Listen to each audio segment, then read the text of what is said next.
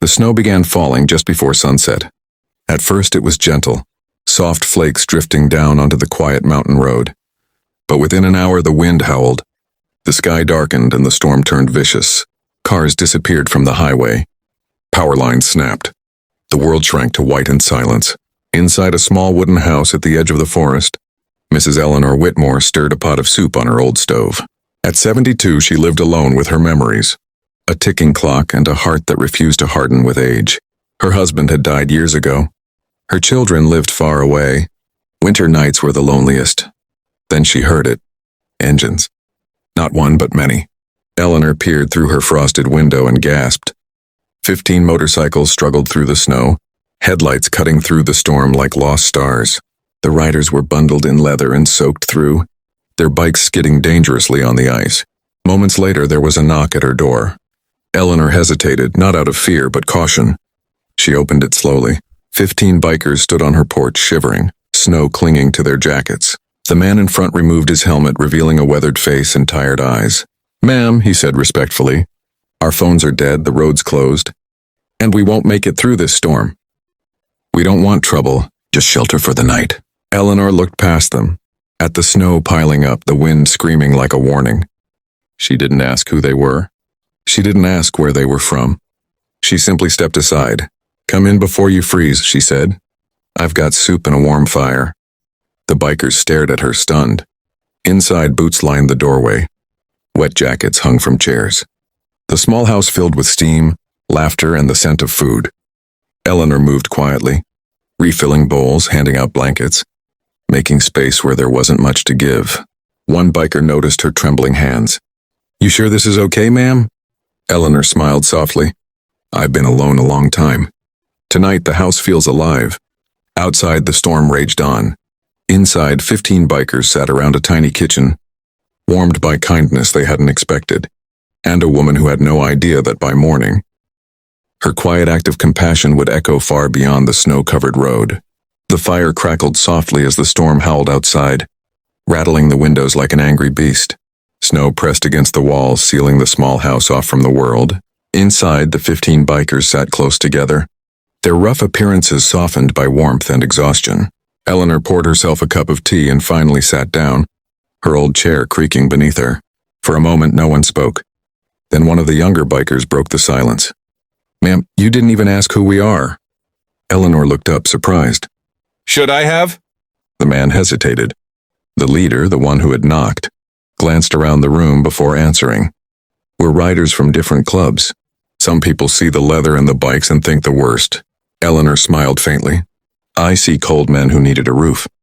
The words settled into the room like a blessing. As the night deepened, stories began to surface. One man talked about missing his daughter's birthday. Another admitted he hadn't spoken to his mother in years. Laughter mixed with regret. And for the first time in a long while, the bikers felt seen, not as outlaws but as human beings. Around midnight, the power flickered and went out. Darkness swallowed the house. Before Eleanor could react, one biker was already lighting lanterns. Another checked the stove. Someone gently moved furniture away from the fireplace to keep the heat steady. They worked together instinctively like a family. "You boys don't have to do all that," Eleanor said. "Yes, we do," the leader replied quietly. "You took care of us. Now it's our turn." Later, as the wind screamed louder, Eleanor began coughing, a dry, painful sound she tried to hide. One of the bikers noticed immediately. "You okay, ma'am?" She waved him off. "Just the cold. Old lungs." But the leader knelt beside her. "Storm like this, it's dangerous for someone your age to be alone." Eleanor stared into the fire.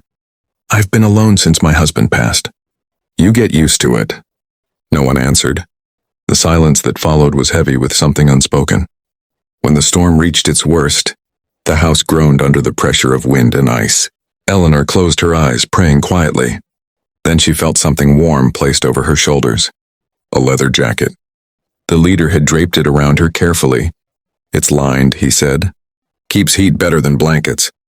Her eyes filled with tears. "Thank you, son." That word, son, hit harder than the storm outside. By the time dawn began to lighten the sky, the snow finally slowed. The world outside lay buried and silent. The bikers prepared to leave quietly, respectfully.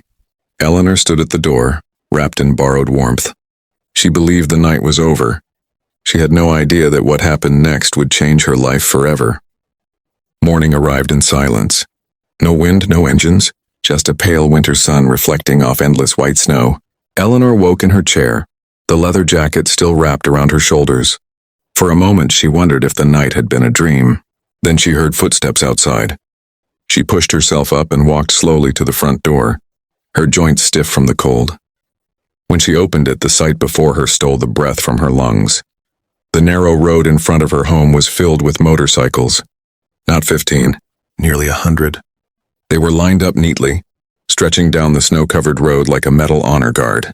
Chrome glinted in the sunlight. Engines rumbled softly, controlled, respectful. Eleanor's hand trembled as she stepped onto the porch. The 15 bikers from the night before stood at the front, helmets off. The leader took a step forward. "Ma'am," he said, his voice thick with emotion, "we made some calls when the signal came back. We told people what you did." Before Eleanor could speak, dozens of bikers removed their helmets at once. The sound was thunderous. They rode through the night, the leader continued. Different clubs, different backgrounds, all for one reason. He gestured toward Eleanor. "You showed us kindness when you didn't have to, when no one would have blamed you for turning us away." One by one, the bikers approached her. Some placed envelopes in her hands. Others left small boxes on her porch. Firewood, groceries, fuel, medicine.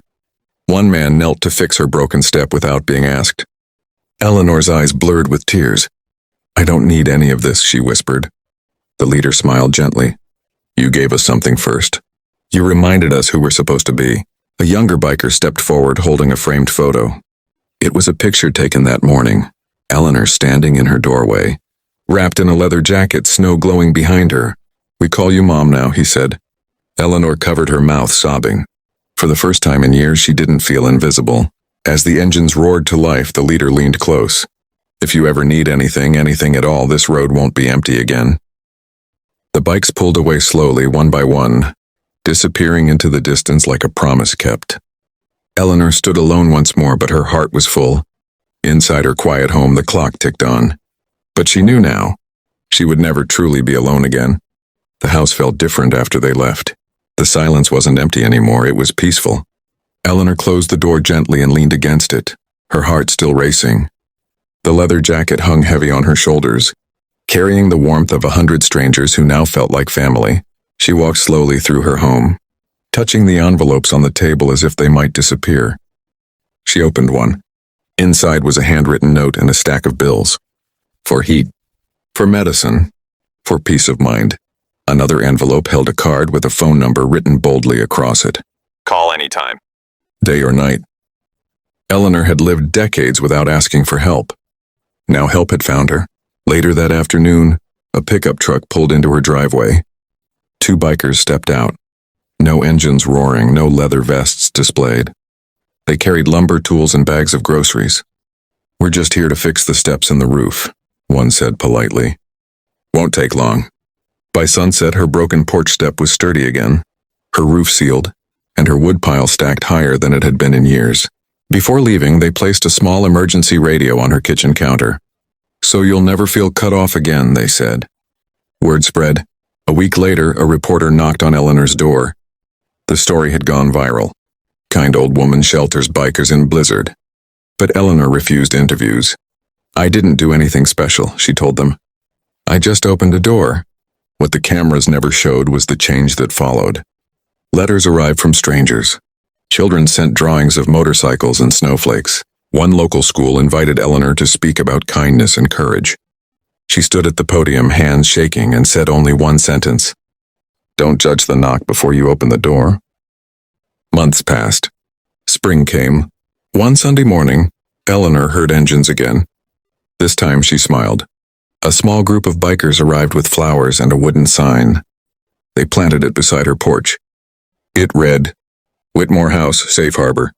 Eleanor pressed her hand to her heart. She had given shelter once, and in return, she had gained a family that stretched across highways, storms and lives she would never fully know. As the sun set behind the trees, Eleanor sat on her repaired porch, sipping tea, watching the road. She wasn't waiting anymore. She was home.